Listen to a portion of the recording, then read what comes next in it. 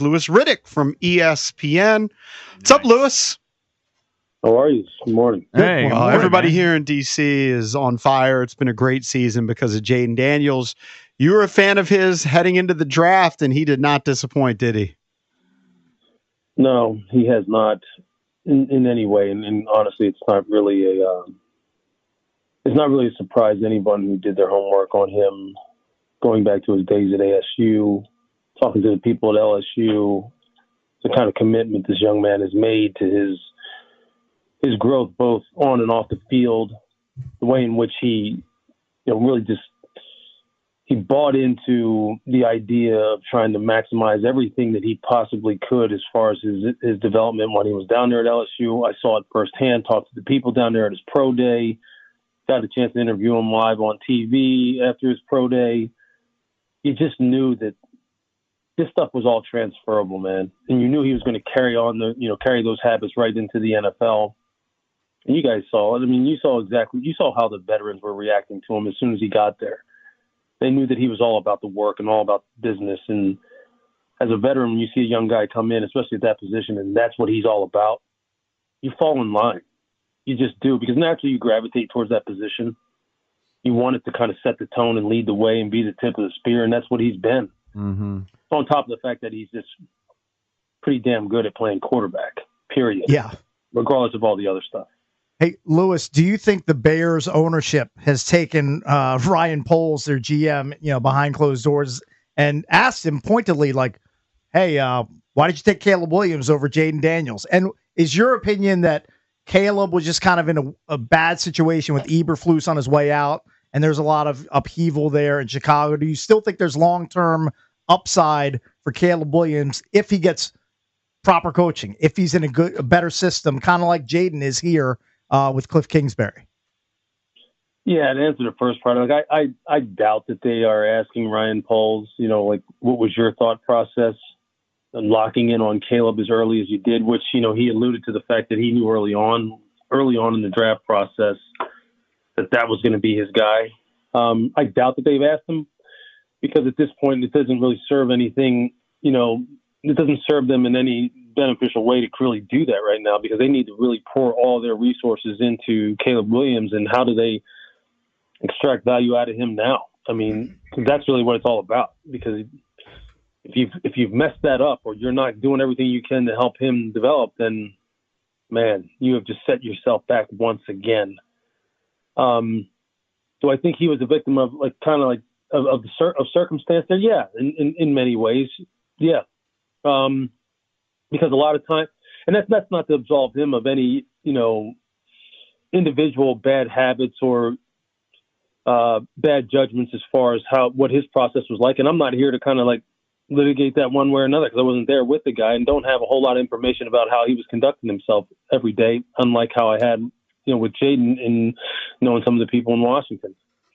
But I think it's critical that they not only get the head coach hire right, but they get the offensive coordinator, quarterback coach, everyone who's going to touch Jayden Daniels, everyone who's going to talk to Jayden Daniels, everyone who's going to help with his development, that you have to nail all of those hires. You have to get it absolutely correct. You have to make sure that the young man is protected. You have to make sure that the wide receivers are all bought in and on the same page. It has to be a very methodical, well thought out plan of attack as far as how this offseason goes for him, from the hiring process to the development, implementation of the new offense, and then how's it executed next year. It's just all of that. And I know people go, oh, damn, that sounds like a lot. Well, yeah, it is a lot. It is. And clearly in Washington, they had a pretty darn good plan as far as how they wanted to get that off the ground for Jayden. And I don't think anyone would sit there right now, with all due respect to Washington, what they accomplished, which is freaking fantastic. And they have some fantastic players. No one last year was saying that Jayden Daniels was walking into a situation that was the best in the history of the NFL for a young quarterback. Mm-hmm. What were they saying about Chicago last year? It's the best situation in the history of the NFL for a rookie quarterback to walk into. Mm-hmm. You know why? Because people individually look at things like, well, damn, I mean, throwing the Keenan Allen would be pretty good. Throwing the Cole Kmet would be pretty good. DJ Moore, that's pretty good. Yeah, I mean, this looks like, DeAndre Swift, yeah, that's good. I mean, how could this go wrong? There's so much stuff that's always missed in that kind of analysis. And with Washington, it was like, oh, yeah, Jayden's good. He just doesn't have the same wild plays all the time as Caleb does. He doesn't have DJ Moore. He doesn't have Keenan Allen. It's like, well, Terry McLaurin's pretty damn good. Mm-hmm. Sammy Brown has pretty damn good upside. Maybe Zacchaeus caught a couple people off guard in terms of what he has done. Maybe people thought that Zach Ertz was washed up. I don't know. But what they didn't, clearly Cliff Kingsbury came into this job extremely motivated. Dan Quinn obviously came into this job very much so prepared based off of his last experience as a head coach in Atlanta. I talked to him when he was in Dallas, the time that he had off before he went to Dallas, as far as how he really rethought his entire process of being a head coach and what it was supposed to look like, kind of deconstructed himself, put himself back together, and was like, this is how I'm going to do this the next time I get a shot. Well, whatever work that he did, he's nailing it. He's absolutely nailing it. Josh Harris, Magic Johnson, all the people there in Washington from an ownership perspective, nailing it. Adam Peters, nailing it. It's all in alignment now for the first time in like what feels like, I'm sure, forever in that area. In forever. And we had some brief moments in the mid 2000s when we went to the playoffs. We went down to Tampa and won a playoff game. But it's nothing. It doesn't seem like it's nothing like the euphoria that's sweeping that area right now, and for good reason, man. Right. For good reason. No, totally. I want you to kind of touched on Cliff a little bit, and I've kind of been of the opinion that if Cliff gets another job, Jayden's going to be just fine because he's the guy making all these plays. I mean, Cliff's done a great job. I'm not going to take away from it, but I think any good coordinator can coordinate good offense with Jayden Daniels. Like, I don't think we're going to be down in the dumps. Let me stop you there. Yeah. Okay. And I'll say this. Yeah. These guys are not just interchangeable. Okay. There's more to coordinating than just calling plays. Sure. Clearly, unless there's something that I would totally catch me off guard like a Mike Tyson left hook, clearly Jayden has developed a relationship and a rapport with Cliff and Cliff with Jayden that works. Agreed. That he understands what Jayden needs. Jayden understands what Cliff is going to give him. There's an open dialogue. There's clearly communication that's happening when they come to the sideline. There's communication that's happening at halftime.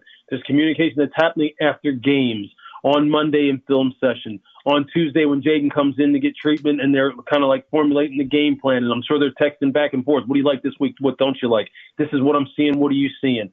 I'm sure they get together and go over like, here are going to be the primary runs this week, the primary first and second down passes, third down passes, red zone passes. What do you think of this? What do you think of that? Then they go on the field and rep it and talk it through, go back in the film room, look at it again. Like, those things can't be taken for granted and just say, well, we can just slap someone else in here and they would do the same thing. Because as you know, you don't always jive with people the same way.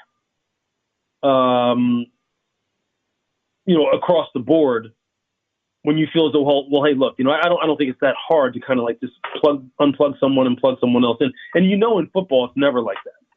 It's never just that simple, especially for a kid who's still young in his development. Jayden has a hell of a lot of answers, and some great quarterbacks have already pointed out the fact that, you know what, this guy plays like someone who's been playing for 3, 4, 5 years already. But the fact of the matter is he's still a rookie. Right. And he still has a lot of growth to go. You don't want to – look, I hope Cliff gets another shot. I was one of the people who was skeptical of him as a head coach. I'm not skeptical of him based upon the growth he's experienced, as evidenced by how he has affected Jayden. So I'm a believer. I hope they're able to keep that intact for a little bit. I also want to see Cliff do what he's got to do. But I hope they're able to keep that intact because right now, man, they are in a freaking sweet spot. Mm-hmm.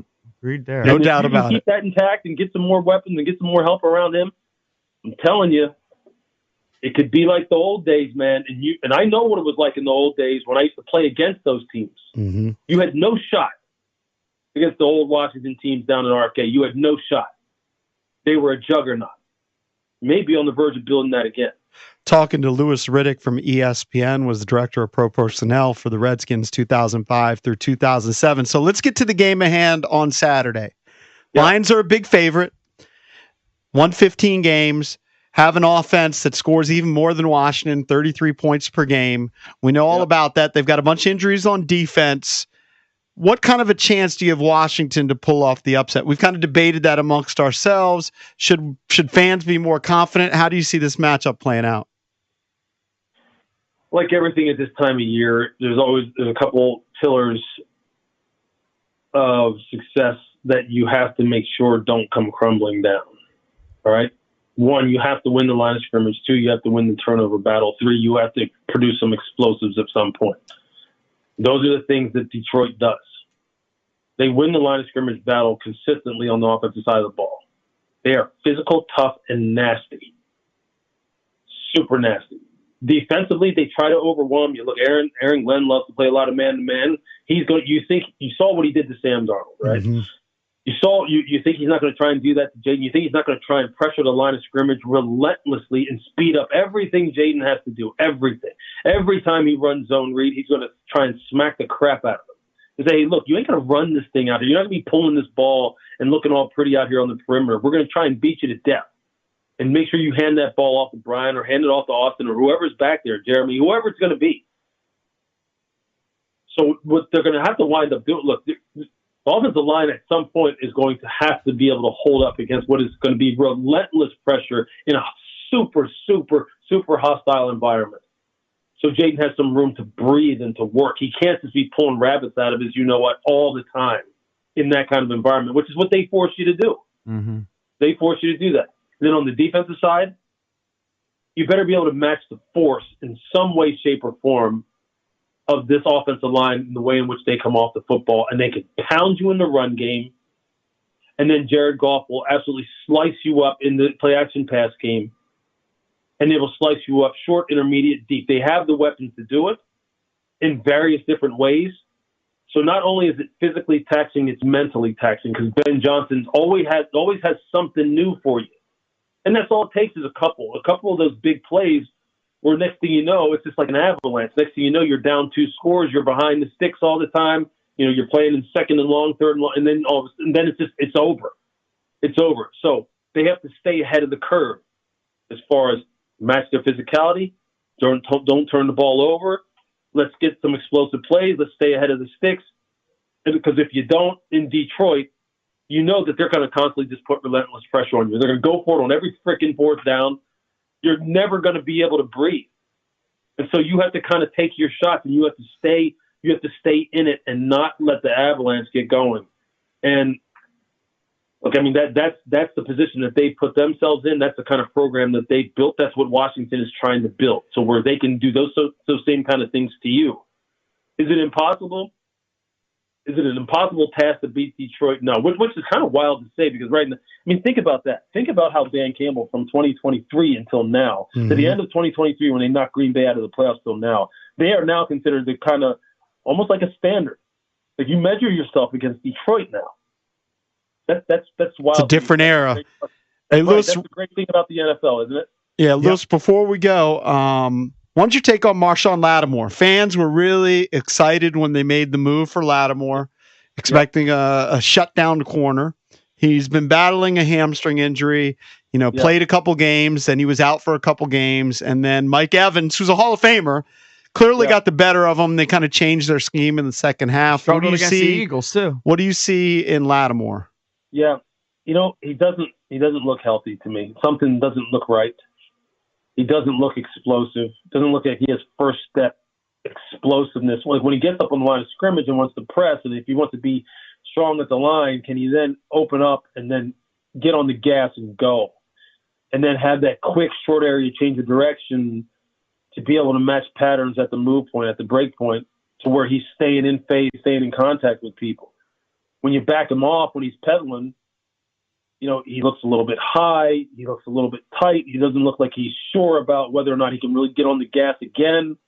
And so then what you wind up doing when you're not sure of your physical capabilities is you start guessing, you start gambling, you start you start trying to play tendencies or play down in distance or kind of peek at the quarterback. And he never looked comfortable in that game. And I was just watching it this morning on tape, and he just never looked comfortable. And that Marshon doesn't get up for anybody like he gets up for Mike Evans. For Mike, and he wanted to. It just didn't look like he was physically capable of doing it at this point, and that concerns me. Maybe I'm wrong, but look, the tape is what it is, and he's going to be going up against some absolute dogs this week. I mean, Amon-Ra's not messing around. Jameson's not messing around. Those guys got speed, quicks, and they play 1,000 miles an hour. So, yeah, I'm hoping he can up his play this week because they're going to need him. They're going to need him to be a lot better than he was last week. Hey, Lewis, appreciate you jumping on with us. Great stuff. Of course, man. All right. Thank you, buddy. Appreciate it. Yep. Lewis Riddick from ESPN, of course, was the director of pro personnel here in Washington from 05 to 07. Sound like he's picking the Lions. And we didn't talk to him about this. His name has been thrown in there for the GM job of the Jets. And Joe Witt Jr.'s name also for the head coach spot in the Jets. Yeah, I mean, the Jets and the Bears, if you look at their lists, I think the Bears have interviewed 15 guys, or they're going to interview 15 guys. I think that's good. Hear what everybody has to say. I don't have a problem bringing in 15 or 20 guys. This is a huge decision, especially for the Bears with Caleb Williams. I mean, he touched on that during the interview. Like, you've got to get him in the right system, surrounded by the right coaching staff in order for that number one pick to pay off. We were talking, in the previous hour, if Commanders fans should have bravado and feel a little more confident because you're in the midst of this winning streak. You just pulled off an upset in Tampa on the road. Jayden Daniels is going to be the offensive rookie of the year. Lewis Riddick might have knocked down that bravado a little bit, man. The way he was talking about the Lions. Okay, he was hyping up the Lions, but he also loves him some JD5. Oh, yeah, he does. Like, there's no doubt about that. There's no doubt, but he couldn't stop raving about their weapons. I think, their line. I think he's picking the line. And their physicality. Didn't it sound like he thinks yeah. Like, I think what he was saying is, okay, yeah, they're heavy favorites, and they should be. They're the standard. That's why I say if we knock them off, we're going all the way, baby. Then it just proves we got the magic dust, whatever the cliche is. Magic dust, magic carpet ride, all those things work. It just proves it. They all apply.